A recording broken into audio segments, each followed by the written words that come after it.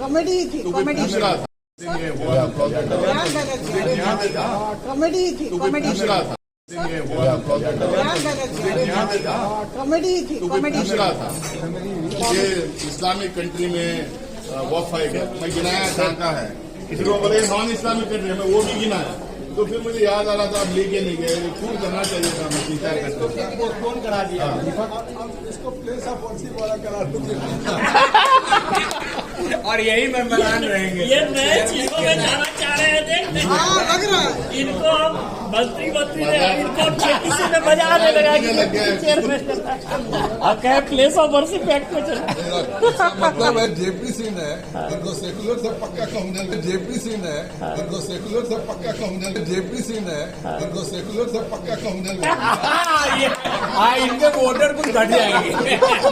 Voter की नहीं ये फंसे हुए थे बीच में डायलमा था। শুনলাম তো কল্যাণ ব্যানার্জি কমেডি থি মানে যারা বিজেপি সাংসদ ছিলেন তারা তো হাসাহাসি করছেনই, পাশে ওই আসাউদ্দিন ওয়াইসি দেখুন, তার মুখটাও যেভাবে হাসি হাসি ভাবে সামনে চলে আসছে, সেই জায়গা থেকে কল্যাণ ব্যানার্জির কীর্তি এখন খোরাকের পর্যায়ে চলে গেছে। এবং কল্যাণ ব্যানার্জি আনফর্চুনেটলি রিপ্রেজেন্ট করছিলেন এই রাজ্যে শাসক দল তৃণমূল কংগ্রেসকে, যারা এই রাজ্যে ক্ষমতায় আছে।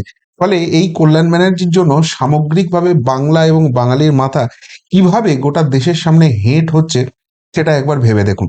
যাক, যেটা মোদ্দা কথা হচ্ছে, আপনারা আগেই খবর পেয়েছিলেন, আগেই একটা প্রতিবেদনে বলেছিলাম যে জেপিসি জয়েন্ট পার্লামেন্টারি কমিটি বানানো হয়েছিল ওয়াকফ সংশোধনী বিলকে আলোচনা করার জন্য। বিরোধীরা বলেছিলেন তাদের অনেক অ্যামেন্ডমেন্ট আছে এবং শেষ পর্যন্ত সেই অ্যামেন্ডমেন্টগুলো নিয়ে অনেক আলাপ আলোচনার পর সেখান থেকে 14টা অ্যামেন্ডমেন্ট গৃহীত হয়েছে এবং হওয়ার পর সেটা ফাইনাল ড্রাফটিং গেছে। সেই যে ফাইনাল ড্রাফটটা তৈরি হয়েছে, আজকে জেপিসির সমস্ত সদস্যদের সেগুলোকে কিন্তু সার্ভ করা হয়েছিল। তারা সেগুলো পড়েছেন, পড়ার পর সেটার উপর ভোটাভুটি হয়েছে। সেই ভোটাভুটির নিরিখে দেখা যাচ্ছে যে এই যে ড্রাফটটা করা হয়েছে সেটাই ফাইনাল ড্রাফট হবে এবং 15-11-তে এই সংশোধনী বিল জিতেছে। তার ফলে আগামীকাল তা লোকসভার স্পিকারের কাছে জমা পড়বে এবং খুব সম্ভবত এই যে বাজেট সেশন আসছে, যেটা 1 ফেব্রুয়ারি থেকে শুরু হবে, যেখানে নির্মলা সীতারামন এই বছরের জন্য, এই ফিনান্সিয়াল ইয়ারের জন্য আমাদের বাজেটটি দেবেন, সেখানে এই শেষ দিনে এই ওয়াকফ সংশোধনী বিলটি সেখানে কিন্তু রিপ্রেজেন্ট হতে পারে, টেবিল হতে পারে। তারপর সেটা নিয়ে আলাপ আলোচনা হবে, ভোটিং হবে, সবকিছু হবে, কিন্তু জেপিসির কাজ মোটামুটি শেষ হয়ে গেল। এবং আজকে শেষ দিনে যেটা একটা দুর্দান্ত ঐক্যের ছবি দেখা গেল, সেটা দেখুন, এক টেবিলে সবাই বসে আছেন। এখানে নিশিকান্ত দুবে, ওখানে বসে রয়েছেন জগদম্বিকা পাল, আমাদের অভিজিৎ গাঙ্গুলি, এরা সকলে রয়েছেন। এর পাশাপাশি ইন্ডি জোটের যারা শরিক রয়েছেন, আসাউদ্দিন ওয়াইসি বা অন্যান্য যারা, তারাও কিন্তু একই টেবিলে বসে রয়েছেন। সবাই মিলে একসঙ্গে জিলিপি, সিঙ্গারা, চা খাচ্ছেন এবং নির্মল একটা আড্ডার পরিবেশ। এই যে বলে না বিজেপি গণতন্ত্র বিরোধী, যদি গণতন্ত্র বিরোধী হতো, গত 6 মাস ধরে এই ওয়াকফ বিল নিয়ে কি টান টেনশন গেছে সবকিছু দেখেছেন। এবং সেখানে যদি কেউ চূড়ান্ত রকমের অসভ্যতা অভব্যতা করে থাকে, সেটা কল্যাণ ব্যানার্জি। কখনো বোতল ছুঁড়ে জগদম্বিকা পালের দিকে তিনি তেড়ে যাচ্ছেন, তার ফলে নিজের হাত কেটে রক্তারক্তি হয়ে যাচ্ছেন। সেই অবস্থায় তিনি মদ্যপ ছিলেন নাকি ঠিক ছিলেন না, সেই নিয়ে অভিযোগ উঠছে। আবার কখনো জগদম্বিকা পাল, যিনি এই জেপিসির চেয়ারম্যান, তাকে তিনি গালিগালাজ করছেন, ফলে সাসপেন্ড হয়ে যাচ্ছেন। একদম খোরাক করে দিয়েছিলেন এই জেপিসিটাকে। আসলে সেটা যে পাশ করাতে দিতে চাইছিলেন না এবং মুসলিমদের ভোট ব্যাংকের রাজনীতির জন্য মিথ্যাচার করা হচ্ছিল, কিন্তু সেটাকে শেষ পর্যন্ত আটকানো যাবে না বলে এইগুলো করছিলেন, সেটা কিন্তু আজকে স্পষ্ট হয়ে গেল। কেন এই কথা বলছি? কেননা এতদিন ধরে জেপিসি নিয়ে যেটা বারবার প্রচার করা হচ্ছিল যে এই যে ওয়াকফ সংশোধনী বিল নরেন্দ্র মোদী সরকার নিয়ে আসছে, সেটা নাকি মুসলিম বিরোধী এবং মুসলিমদের হাত থেকে সমস্ত কিছু ক্ষমতা তারা কেড়ে নেবে, সমস্ত ওয়াকফ সম্পত্তি তারা কেড়ে নেবে এবং এইটার জন্য এই বিল নিয়ে আসা হচ্ছে। নরেন্দ্র মোদী সরকার দেশের মধ্যে মুসলিমদের একদম শেষ করে দিতে চাইছেন, এই প্রচার করছিল এবং সেইটা নিয়ে কিন্তু মুসলিম সমাজের মধ্যেও একটা আতঙ্ক তৈরি হচ্ছিল। ফাইনালি আজকে কিন্তু অল ইন্ডিয়া মিডিয়া, সর্বভারতীয় মিডিয়া, তারা কিন্তু পাবলিশ করে দিল এই জেপিসিতে কোন কোন সংশোধনীগুলো গৃহীত হয়েছে এবং কোনগুলো ফাইনাল ড্রাফট করে সেটা শেষ অবধি লোকসভার স্পিকার মাননীয় ওম বিড়লার কাছে জমা পড়তে চলেছে। এবং সেখানে আমি 1, 2, 3 করে যে পয়েন্টগুলো সর্বভারতীয় মিডিয়া নিয়ে এসছে আপনাদের সামনে আমি বাংলা করে বলবো, যাতে আপনাদের বুঝতে সুবিধা হয়। তাহলেই এই ওয়াকফ বিল সম্বন্ধে যে অপপ্রচার চলছিল, ভোট ব্যাংকের রাজনীতির জন্য যে মিথ্যাচার চলছিল, সেইটা একদম সামনে চলে আসবে। এই বিলের এই যদি সংশোধনী হয়, এটা কোনো মতেই মুসলিম বিরোধী নয়, বরং মুসলিমদের সশক্তিকরণের জন্য আরো আরো ভালো, দৃঢ় এবং লিগ্যাল পদক্ষেপ নেওয়ার ব্যবস্থা সরকার করে দিচ্ছে। কি কি রয়েছে? নাম্বার 1 পয়েন্ট যেটা রয়েছে, সেখানে বলা হচ্ছে 2জন করে মুসলিম মহিলা এবার থেকে স্টেট ওয়াকফ বোর্ড আন্ডার সেকশন 14 এবং সেন্ট্রাল ওয়াকফ কাউন্সিল আন্ডার সেকশন 9 সদস্য হিসেবে থাকবেন, যাতে করে ওয়াকফ ম্যানেজমেন্টে মুসলিম মহিলাদের সশক্তিকরণ ও অংশগ্রহণ সুনিশ্চিত হয়। আচ্ছা, এখানে তো মুসলিম মহিলাদের সশক্তিকরণ, তাদের সমাজে এগিয়ে নিয়ে আসা, এর কথাই বলা হচ্ছে। এর সঙ্গে মুসলিম স্বার্থ রক্ষার বা সেখানে সেই স্বার্থকে ধাক্কা দেওয়ার চেষ্টা নরেন্দ্র মোদী সরকার কোথায় আছে? আমি বুঝতে পারছি না। আজকের দিনে সত্যি যদি মুসলিম সমাজ থেকে মুসলিম মহিলাদের এগিয়ে নিয়ে আসা হয়, তাদের বাড়িতেও মা রয়েছেন, বোন রয়েছেন, দিদি রয়েছেন, কন্যা রয়েছেন, তারাও এই সমাজের অংশ, তারাও ভারতবাসী। তারা যদি এই এম্পাওয়ারমেন্ট পান যে তারাও এবার থেকে ওয়াকফ বোর্ডের পার্ট হবেন, তার মধ্যে অন্যায়টা কোথায় রয়েছে? এটা কি সত্যি মুসলিমদের হাত থেকে ক্ষমতা কেড়ে নেওয়া হচ্ছে? যাই হোক, 2 নম্বর যে পয়েন্টটা হচ্ছে, স্টেট ওয়াকফ বোর্ডগুলি আন্ডার সেকশন 14 এখন থেকে একজন করে ওবিসি মুসলিমদের প্রতিনিধি হিসাবে রাখবে, যাতে করে সমাজের সমস্ত স্তরের মানুষের অধিকার রক্ষিত হয়। এখানেও বলা হচ্ছে মুসলিমরাই থাকবেন, কিন্তু মুসলিমদের মধ্যে যে আবার ওবিসি সমাজ রয়েছে, সেইখান থেকে একজন করে প্রতিনিধি এই স্টেট ওয়াকফ বোর্ডগুলোকে রাখতে হবে।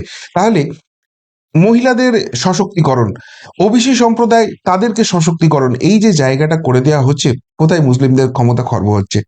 3 নম্বর যে জায়গাটা রয়েছে, এটা অবশ্যই একটা স্টেট স্পেসিফিক হয়ে যাচ্ছে, কিন্তু বলা হচ্ছে মুসলিমদের মধ্যে যে আগাখানি এবং বোহরা সম্প্রদায় রয়েছে, তাদের জন্য তাদের স্পেশাল প্রয়োজনের কথা মাথায় রেখে একটা পৃথক ওয়াকফ বোর্ড তৈরি করতে পারে সংশ্লিষ্ট রাজ্য সরকার আন্ডার সেকশন 30। এটা এটা মুসলিম সমাজের মধ্যে বিশেষ সম্প্রদায় রয়েছে এবং তাদের নিজস্ব কিছু চাওয়া পাওয়া রয়েছে। এই জেপিসি তাদের সঙ্গে কথা বলেছেন, বলে সেটা অনুধাবন করেছেন এবং আগাখানি ও বোহরা সম্প্রদায়ের জন্য একটা আলাদা ওয়াকফ বোর্ড তৈরি হবে, যেটা স্টেট ওয়াকফ বোর্ডের পার্ট হবে না। সেখানে কিন্তু এরা ওই সমাজটা, মুসলিমদের ওই অংশটার জন্যই কাজ করবেন, সেটা বলা হচ্ছে। অর্থাৎ এখানেও কিন্তু কোনো রকম মুসলিমদের কোনো ক্ষমতা খর্বের কথা বলা হচ্ছে না। 4 নম্বর পয়েন্টটা খুব ইম্পর্টেন্ট, বলা হচ্ছে ওয়াকফ আলাল আওলাদ বা পারিবারিক ওয়াকফের ক্ষেত্রে বংশের যারা মহিলা উত্তরাধিকারী রয়েছে তাদের অধিকার সুনিশ্চিত করা হবে। মহিলা উত্তরাধিকারীরা তাদের ন্যায্য অংশ আন্ডার সেকশন 3A2 পাবে, তা নিশ্চিত করার পরেই একজন ওয়াকফ সম্পত্তি উৎসর্গ করতে পারে। দেখুন, যেটা বলা হয় যে আজকের দিনে পিতা মাতার যে সম্পত্তি রয়েছে, তাতে কিন্তু সন্তানদের সমানাধিকার আছে এবং সেখানে পুত্র সন্তান হোক বা কন্যা সন্তান হোক, তাদের কিন্তু সমান অধিকার থাকছে যদি মনে করে, এবং তাদের ক্ষেত্রে সেই ডিস্ট্রিবিউশনটা কিন্তু করতে হবে। কিন্তু এক্ষেত্রে ওয়াকফের ক্ষেত্রে অনেক সময় একটা ইস্যু রেজ হয়েছে, যেখানে দেখা হচ্ছে যে মহিলাদের বঞ্চিত করা হচ্ছে। অর্থাৎ কোনো পরিবারের হয়তো পুত্র সন্তান নেই, কিন্তু কন্যা সন্তান আছে। কোনো মুসলিম পরিবারের ক্ষেত্রে যদি কন্যা সন্তান থাকে, তাহলে তাকে বাধ্য হয়েই কিন্তু ওয়াকফ বোর্ডকে সম্পত্তি দিয়ে দিতে হবে, এবং যেহেতু পুত্র সন্তান নেই, সেটা তার পরিবারের কাছে থাকবে না। এক্ষেত্রে বলা হচ্ছে যে তিনি যদি চান, তিনি ওয়াকফ বোর্ডকে সম্পত্তি দিতে পারেন, যেহেতু তিনি তার ধর্মের ব্যাপার রয়েছে এবং সেক্ষেত্রে ওয়াকফ বোর্ডকে তিনি মনে করছেন বৃহত্তর স্বার্থে হোক। কিন্তু এক্ষেত্রে তার কন্যাকে কোনো মতেই তার যে অংশ রয়েছে সেখান থেকে বঞ্চিত করা যাবে না, তার অধিকারটাকে আগে সুনিশ্চিত করতে হবে। আজকের দিনে এই 2025 সালে এসে তিনি মুসলিম হন, তিনি হিন্দু হন, তিনি অন্য যে কোনো ধর্মের হন, একজন মহিলা, একজন নারী, একজন মাতা শক্তি, তার সঙ্গে কি একজন পুরুষের কোনো ডিফারেন্স আছে? তার বংশে শুধুমাত্র মহিলা আছে বলি বাধ্যবাধকতা তিনি আর কোনো সম্পত্তি পাবেন না, ওয়াকফ বোর্ডের কাছে চলে যাবে। এই জায়গাটাকে নরেন্দ্র মোদী সরকার কিন্তু হটাতে চাইছেন এবং জেপিসিও সেটাতেই কিন্তু অ্যামেন্ডমেন্ট নিয়ে আসছে। 5 নম্বর, রেজিস্টার্ড ওয়াকফ সম্পত্তি যেমন যেভাবে ব্যবহার করা হচ্ছিল তেমনই ব্যবহার করা যাবে। এই যে বলা হচ্ছিল না যে মুসলিমদের সম্পত্তি, ওয়াকফ বোর্ডের সম্পত্তি সমস্ত কিছু নিয়ে নেওয়া হবে, সেখানে পরিষ্কারভাবে 5 নম্বর পয়েন্টে বলে দিচ্ছে রেজিস্টার্ড ওয়াকফ সম্পত্তি যেমন ব্যবহার করা হচ্ছিল তেমনই ব্যবহার করা যাবে। কিন্তু এখানে একটা ক্লজ থাকছে, যদি না তা সরকারি সম্পত্তি হয় বা তাতে কোনো ডিসপিউট থাকে, এবং এটা সেকশন 3R, এই সেকশনটার আন্ডারে এটাকে দেখা হচ্ছে। অর্থাৎ ধরুন কারোর একটা সম্পত্তি, সে অন্য ধর্মের হতে পারে, অন্য কিছু হতে পারে, সেটা ওয়াকফ বোর্ড সঠিক পথে নেয়নি, এটা তার মনে হচ্ছে করে সে একটা ডিসপিউট রেজ করেছে। তাহলে সেই সম্পত্তিটার ফয়সালা হবে। কিন্তু যদি সেটা আনডিসপিউটেড প্রপার্টি হয় তাহলে কিন্তু সেটা ওয়াকফ বোর্ডের হাতেই থাকবে। অন্যদিকে যদি কোনো সরকারি সম্পত্তি সেইটাকে ওয়াকফ বোর্ড দাবি করে তাদের নিজস্ব বলে দাবি করে, সেক্ষেত্রে হবে না। সেখানেও তো সরকারের সঙ্গে তাদের ডিসপিউট হয়ে যাচ্ছে। সুতরাং সেই জায়গাগুলোকেই দেখা হবে। বাকি যদি আনডিসপিউটেড কোনো প্রপার্টি হয় এবং সেটা ওয়াকফ বোর্ডের আন্ডারে থাকে, সেটা ওয়াকফ বোর্ডের আন্ডারেই থাকবে। মুসলিম স্বার্থ কিন্তু এখানে কোনো রকম লঙ্ঘিত হচ্ছে না। উল্টে যাদের কোথাও কোথাও কনফিউশন আছে যে আমাদের সম্পত্তি জোর করে নিয়ে নেওয়া হয়েছে, তারা কিন্তু লিগাল পয়েন্টে এবার ফাইট করতে পারবেন, এবং সেক্ষেত্রে যদি ওয়াকফ বোর্ড সঠিক হয় সেই লিগাল পয়েন্টেই সেটা ওয়াকফ বোর্ডের সম্পত্তি হবে। 6 নম্বর পয়েন্ট যেটা বলা হচ্ছে, ওয়াকফ সম্পর্কিত সমস্ত কেসে লিমিটেশন অ্যাক্ট লাগু হবে যখন এই আইন পাশ হবে। ওয়াকফ আইনটা যখন পাশ হবে তখন লিমিটেশন অ্যাক্ট চালু হয়ে যাবে। কি এই লিমিটেশন অ্যাক্ট?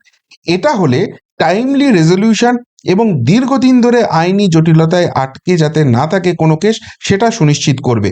এটা সেকশন 107 এর আন্ডারে এটা নিয়ে আসা হচ্ছে। অর্থাৎ যদি কোনো রকম কোনো সম্পত্তিতে ডিসপিউট হয়, দেখুন সম্পত্তি মানে সেটা একটা তার সঙ্গে অর্থ জড়িত থাকে এবং কারোর সেখানে থাকা না থাকা অনেক কিছু ব্যাপার আছে। সুতরাং সেই নিয়ে যদি কোনো ডিসপিউট হয়, সেটা ওয়াকফ বোর্ডের কাছে থাকবে কি থাকবে না, সেটা টাইমলি রেজলিউশন হবে এবং এটাকে দীর্ঘ আইনি জটিলতায় কিন্তু ফেলে রাখা হবে না। সুতরাং যে কোনো সম্পত্তির ক্ষেত্রেই তো এটা সঠিক পদক্ষেপ। 7, অনলাইন পোর্টালে অনলাইন রেজিস্ট্রেশনের মাধ্যমে ওয়াকফ সম্পত্তির পুরো হিস্ট্রি নথিবদ্ধ থাকবে। এখন থেকে এই যে ওয়াকফের সম্পত্তিগুলো আছে তার যে হিস্টোরিক্যাল ডেটা আছে, তার সমস্ত কিছু কার ছিল, সেখান থেকে কিভাবে এটা ওয়াকফ বোর্ডের হাতে এসেছে, এটা স্বেচ্ছায় দান করা হয়েছে, ওয়াকফ বোর্ড নিজে মনে করেছে, তার জন্য কি তথ্য প্রমাণ তারা দিয়েছে। সুতরাং সেখানে আর কিন্তু এই যে একবার এগুলো রেজিস্টার্ড হয়ে যাবে, আর কিন্তু সেখানে কোনো ডিসপিউটের কোনো জায়গা থাকবে না। 8 নম্বর পয়েন্ট যেটা বলা হয়েছে, ওয়াকফ বোর্ড আগামী 6 মাসের মধ্যে সেন্ট্রালাইজ পোর্টালে তাদের হাতে থাকা সমস্ত সম্পত্তির ডিটেলস নথিবদ্ধ করবে। ওয়াকফ ট্রাইব্যুনাল যদি মনে করে তাহলে কেসের মেরিট অনুযায়ী তারা কেস টু কেস এটাকে এক্সটেনশন দিতে পারে। অর্থাৎ একটা সেন্ট্রালাইজ পোর্টাল হবে যেখানে অলরেডি ওয়াকফ বোর্ড যে সম্পত্তিগুলোকে নিয়ে নিয়েছে সেগুলো কিন্তু সবই রেজিস্টার্ড থাকবে, এবং সেখান থেকেই সবাই দেখে নিতে পারবে যে হ্যাঁ এটা ওয়াকফ বোর্ডের সম্পত্তি আছে, এটা লিগালি নেওয়া হয়েছে, এখানে ডিসপিউট আছে, তার সমস্ত কিছু ডিটেলস কিন্তু অনলাইনে একটা সেন্ট্রালাইজ পোর্টালে দেখা যাবে। 9, যদি কোনো সরকারি সম্পত্তি ওয়াকফের বলে দাবি করা হয়, সেক্ষেত্রে কালেক্টরের উপরের র্যাঙ্কের কোনো অফিসার রাজ্য সরকারের দ্বারা মনোনীত হবেন এবং আইন মেনে তার এনকোয়ারি করবেন। যতক্ষণ পর্যন্ত না রিপোর্ট জমা পড়ছে ততক্ষণ পর্যন্ত ওই সম্পত্তি ওয়াকফ নিজেদের বলে দাবি করতে পারবে না আন্ডার সেকশন 3C। অর্থাৎ এবার থেকে যে সরকারি সম্পত্তিও যদি ওয়াকফ বোর্ডের হয় তাদের কাছে যাবে, কোনো রকম কোনো অসুবিধা নেই। কিন্তু যেহেতু সরকারি সম্পত্তি মানে আমার আপনার সকলের সম্পত্তি এটা, সুতরাং রাজ্য সরকার বা কেন্দ্র সরকারের হাত থেকে এটা হস্তান্তরিত হবে ওয়াকফ বোর্ডের কাছে। সুতরাং সরকারি সম্পত্তি হিসেবে যখন করা হবে, এবং সেখানে অনেক সময়ই দেখা যায় যে সরকারি সম্পত্তিতে কিন্তু যে বিল্ডিংগুলো আছে সেগুলো কিন্তু হেরিটেজ বিল্ডিং, তো সেখানে যদি ডিমোলিশন হয় বা কোনো রকম কোনো কিছু চেঞ্জেস হয়, আমরা কিন্তু ঐতিহ্য হারাবো। সো যদি এই ধরনের কোনো সরকারি সম্পত্তি ওয়াকফ বোর্ডের এখন থেকে মনে হয় যে এটা ওয়াকফ বোর্ডের আন্ডারে যাওয়া উচিত, তো সেই জায়গায় কিন্তু একজন কালেক্টরের উপরের র্যাঙ্কের মানে একজন বেশ রেপুটেড অফিসারকে স্টেট গভর্নমেন্টই নমিনেট করবেন, এবং তিনি কিন্তু আইন অনুযায়ী সেটাকে খতিয়ে দেখবেন যে হ্যাঁ সত্যি এটা ওয়াকফ বোর্ডের কিনা। এবার যদি সত্যি সেটা ওয়াকফ বোর্ডের সম্পত্তি হয়, আইন অনুযায়ী খতিয়ে দেখলেও সেটা ওয়াকফ বোর্ডের থাকবে। আর যদি ভুল করে সেই দাবি করা হয় তাহলে কিন্তু সরকারি সম্পত্তি যাবে না। সুতরাং ওই ডিসপিউটের জায়গাগুলোকে পুরোপুরি কিন্তু শেষ করে দেওয়া হচ্ছে যাতে আগামী দিনে কেউ কোনো কনফিউশনে না থাকে ওয়াকফ বোর্ড নিয়ে। 10, যে সমস্ত মুসলিম ট্রাস্ট ওয়াকফ বোর্ডের মতোই কাজ করে কিন্তু ওয়াকফ বোর্ডের অংশ নয়, ট্রাস্ট দ্বারা পরিচালিত, তারা ওয়াকফ অ্যাক্ট 1995 এর আওতার বাইরে থাকবে, যাতে করে কোনো রকম লিগাল কনফ্লিক্ট না হয়। এটা সেকশন 2 এর আন্ডারে নিয়ে আসা হচ্ছে। কেন এই জায়গাটা নিয়ে আসা হচ্ছে তার কারণ হচ্ছে যে দেখুন ওয়াকফ বোর্ডের একটা নিজস্ব রীতিনীতি রয়েছে, সেই অনুযায়ী চলছে, কিন্তু অনেক জায়গাতে ওয়াকফ বোর্ড নেই, একটা কোনো পার্সোনাল ট্রাস্ট তারা কাজ করছে। এখন তাদের কতখানি গ্রহণযোগ্যতা রয়েছে, তারা সত্যিই এটাকে নিউট্রালি কাজ করছেন নাকি তাদের ভেস্টেড ইন্টারেস্ট রয়েছে, এটা জানা নেই। অনেকেই পারিবারিক শত্রুতা থাকে। ধরুন আমি একটা ট্রাস্ট চালাই যেটা ওয়াকফ বোর্ডের মতোই কাজ করে, কিন্তু আপনার সঙ্গে আমার একটা পারিবারিক শত্রুতা আছে, আপনার জমিটাকে আমি ওয়াকফ বলে দাবি করে আপনাকে বাড়ি থেকে তাড়িয়ে দিলাম, সেটা কি রাইট প্রসেস? না। এবং এইগুলো নিয়েই কিন্তু লিগাল ইম্প্যাক্ট বা লিগাল লিটিগেশন অনেক বেশি বাড়ছে। সুতরাং এই ধরনের যারা ট্রাস্ট আছে তারা কিন্তু এই ওয়াকফ বোর্ড 1995 অ্যাক্টের মধ্যে থাকবেন না, তাদের জন্য অন্য কোনো ব্যবস্থা থাকবে। ওয়াকফ বোর্ডের যারা থাকছেন, ওয়াকফ বোর্ড যেটা থাকছে সেই কিন্তু একমাত্র 1995 ওয়াকফ অ্যাক্টটাকে এগিয়ে নিয়ে যাবে। 11 নম্বর যে পয়েন্টটা হচ্ছে, এটা আমার সব থেকে ভালো লেগেছে। বলা হচ্ছে ওয়াকফ আলাল আওলাদ, এই যে এর থেকে যে আয় হবে সেটা ব্যবহার করা যাবে বিধবা, ডিভোর্সি বা অনাথদের জন্য, যদি যিনি সম্পত্তি দান করেছেন তিনি নির্দিষ্ট করে এই বিষয়ে কোনো নির্দেশ দিয়ে যান। সেকশন 3R4, 3 সেকশনের আর তার আন্ডার 4-এ এই ক্লজটা অ্যাড হতে চলেছে। অর্থাৎ এই যে কারুর সম্পত্তি যে তার কোনো পুত্র নেই, সেই জন্য ওয়াকফ বোর্ডের কাছে চলে গেছে, কিন্তু হতেই তো পারে তার স্ত্রী জীবিত আছেন, তিনি এখন বিধবা, তার আর অন্য কোনো ইনকাম সোর্স নেই, কিন্তু যেহেতু সম্পত্তি ওয়াকফ বোর্ডের কাছে চলে গেছে, তিনি খাবেন কি করে? বা ধরুন তার কন্যা আছেন, কিন্তু সেই কন্যা ডিভোর্সি, বা তার বাড়িতে কোনো সদস্য আছেন যিনি ডিভোর্সি, সুতরাং তারও কিন্তু ইনকামের কোনো জায়গা নেই। এই পারিবারিক সম্পত্তিটা থেকে যে ইনকাম হতো সেখান থেকেই তার চলতো, এখন সেই সম্পত্তি যদি ওয়াকফ বোর্ডের কাছে চলে যায়, তিনি খাবেন কি? বা ধরুন নিজের কোনো সন্তান নেই বলে কোনো অনাথকে কেউ নিয়ে এসে মানুষ করছিলেন, বা কোনো অনাথকে তিনি সাহায্য করছিলেন, এই পারিবারিক সম্পত্তিটা ছিল বলে তার চলছিল, এখন এটা যদি ওয়াকফ বোর্ডের আন্ডারে চলে যায় তাহলে তার ভবিষ্যৎ কি হবে? শূন্য। সুতরাং এই সমস্ত কেসের ক্ষেত্রে ওয়াকফ বোর্ডকে হয়তো তিনি সম্পত্তি দিয়ে গেলেন এবং তারা সেখানে সেই সম্পত্তি ভাড়া দেবেন বা কিছু করবেন করে সেখান থেকে ইনকাম করবেন, কিন্তু যে ইনকামটা হবে, যিনি সম্পত্তিটা দান করছেন তিনি যদি কোনো স্পেসিফিক ইনস্ট্রাকশন দিয়ে যান, তাহলে এই বিধবা, ডিভোর্সি এবং অনাথদের ক্ষেত্রে কিন্তু সেই ব্যয়টা ওয়াকফ বোর্ড করবে, যেটা একটা জেনারেল কজ এবং এটাতে একটা হিউম্যানিয়ান ব্যাকগ্রাউন্ড থেকে হচ্ছে। এখানেও কিন্তু কোনো মুসলিমদের যে জায়গা রয়েছে, তাদের যে স্বার্থের জায়গা রয়েছে ঘা লাগা, এখানে কিন্তু কোনো ব্যাপার নেই। 12 নম্বর যে পয়েন্টটা বলা হয়েছে, ওয়াকফ ট্রাইব্যুনালের সিদ্ধান্তই আর চূড়ান্ত নয়, যদি কেউ ট্রাইব্যুনালের রায়ে সন্তুষ্ট না হন তাহলে তিনি 90 দিনের মধ্যে হাইকোর্টে অ্যাপিল করতে পারেন। আমরা যে কোনো মামলার ক্ষেত্রেই যেটা দেখি যে আমার রায় পছন্দ হয়নি, যে কোনো ক্ষেত্রে আমি লোয়ার কোর্টের রায় আমার পছন্দ হয়নি, আমি হাইকোর্টে যাই, আমার হাইকোর্টে গিয়ে মনে হলো যে এই জিনিসটা হচ্ছে না, হাইকোর্ট বিচার করে দেখলো না, লোয়ার কোর্ট যেটা বলেছে সেটাই ঠিক, বা এটাও হতে পারে যে লোয়ার কোর্টে কোনো একটা প্রভাব খাটানো হয়েছিল এবং সেই জন্য এখানে এই ফলাফলটা এসেছিল, আরো সেখানে ভালো করে বিচার করে দেখা গেল যে না, এই ব্যাপারে এর কোনো দোষ নেই। সুতরাং হাইকোর্টটা কিন্তু আমাদের কাছে একটা অত্যন্ত আস্থার জায়গা। সুতরাং এবার থেকে ওয়াকফ ট্রাইব্যুনালে যদি কোনো রকম কোনো ডিসপিউট হয়, কেউ যদি সেখানে এগ্রি না করেন যে সিদ্ধান্ত এসেছে, তার কাছে কিন্তু হাইকোর্টে যাওয়ার রাস্তা খোলা থাকছে। এবার এটার মধ্যে তো কোনো স্বার্থ সংঘাতের ব্যাপার নয়, যদি লিগাল প্রসেসে এটা ওয়াকফ বোর্ডের কাছে এসে থাকে, সেটা ওয়াকফ ট্রাইব্যুনালই হোক, হাইকোর্টই হোক, সব জায়গাতেই জয় হবে, সেখানে গিয়ে কিন্তু চেঞ্জ হবে না। কিন্তু যদি কোথাও কোনো ডিসপিউট থাকে, সেটা কিন্তু হাইকোর্টে গিয়ে ফয়সালা হবে এবং যে কোনো সাধারণ মানুষের কাছে কিন্তু এই জায়গাটা খুলে গেল। ফলে এই যে ওয়াকফ বোর্ডের সম্পত্তি নিয়ে এত ডিসপিউট, এত ক্ষোভ, সেই জায়গাটাই কিন্তু পুরোপুরি এলিমিনেট করে দিচ্ছেন। তারপরের পয়েন্ট বলছে ওয়াকফ সম্পত্তির অনলাইন রেজিস্ট্রেশন সার্টিফিকেট পোর্টালের মাধ্যমে জারি করা হবে।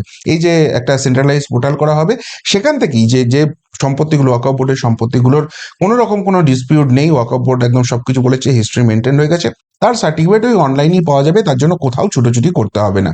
অর্থাৎ সামগ্রিকভাবে ওয়াকফ নিয়ে মানুষকে, বিশেষ করে মুসলিম সমাজকে যে ভয় দেখানো হচ্ছিল যে সমস্ত সম্পত্তি তোমাদের কেড়ে নেওয়া হবে, একবারই তা কিন্তু নয়।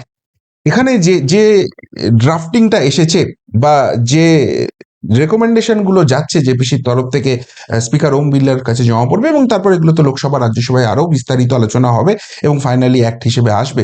সেখানে কিন্তু একটা জিনিসই স্পষ্ট হয়ে যাচ্ছে যে গাল গল্পটা দেওয়া হচ্ছিল যে নরেন্দ্র মোদী সরকার মুসলিমদের সমস্ত সম্পত্তি কেড়ে নিতে চলেছে, তাদের স্বার্থ কেড়ে নিতে চলেছে এবং এই ওয়াকফ বিল আসা মানে তাদের সর্বনাশ হয়ে যাবে, এই সমস্ত পয়েন্ট দেখে কি মনে হচ্ছে সত্যিই সেগুলো হয়ে যাচ্ছে?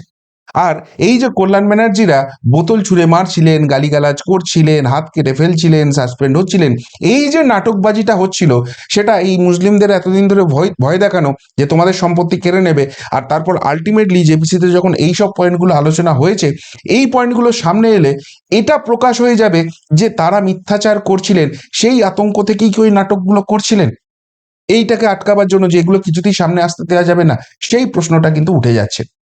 আজকে business today, all India media কিন্তু এটা সামনে নিয়ে এসছে এবং সেটার বাংলা করে আপনাদের শোনালাম।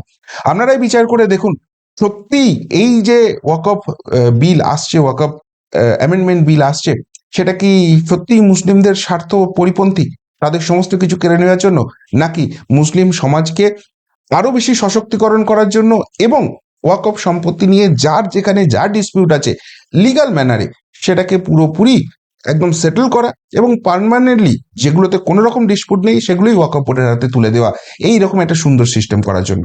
উত্তরটা অবশ্যই কমেন্ট বক্সে কমেন্ট করে জানাবেন। এখনকার মতো এখানেই শেষ করলাম, ফেরত আসছি নতুন প্রতিবেদন নিয়ে খুব তাড়াতাড়ি। ভালো থাকবেন, সাথে থাকবেন, পাশে থাকবেন। নমস্কার।